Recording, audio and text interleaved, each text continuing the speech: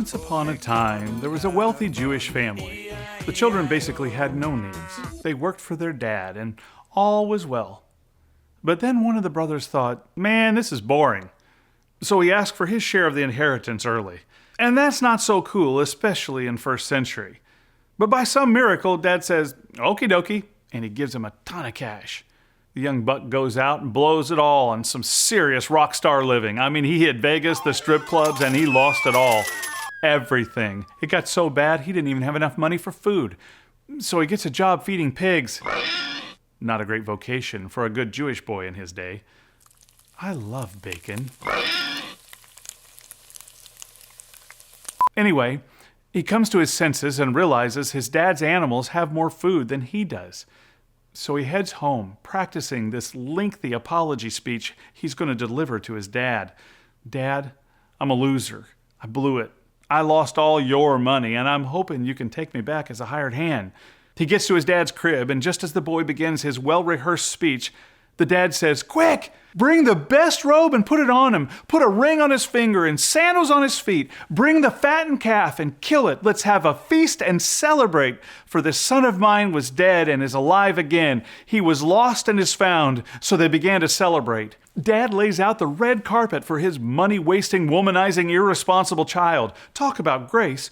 Who does that? God does. And what was the family's response? Well, his brother was ticked. He'd been there the whole time working for his dad. He'd never had his friends over for a party.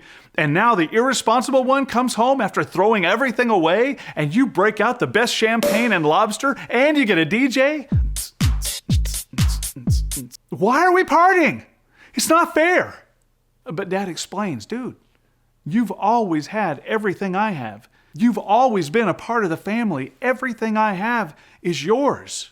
But your brother, the partier, he was lost, and now he's found. He was basically dead, and now he's alive. And folks, that's my story. I'm the prodigal. I'm the money-wasting, womanizing, and irresponsible son. And when I came back home and asked God to forgive me and my insane rebellion, he threw a party, and he gave me everything. And that's not fair. But I'm eternally grateful that he did. How about you? Are you the one who gets upset about guys like me who went off the deep end with God? Simply by the asking, I get to come back and be restored and inherit everything, especially when I don't deserve anything? God's grace is also available for the jealous and unappreciative. Or maybe you're that rebellious child that's out there squandering your life away and your assets. It's time to come home. And you won't be turned away, and you won't be put in the back of the bus, or you won't be sleeping in the garage. God has a penthouse for those who are wandering around lost and want to be found. I'm not judging you. I'm trying to help you. God wants so much to forgive your past, and he'll love you right where you are and point you to a preferred future. Is today the day for you to choose Jesus? I hope so. And let us know about that by clicking the appropriate button below. Cheers.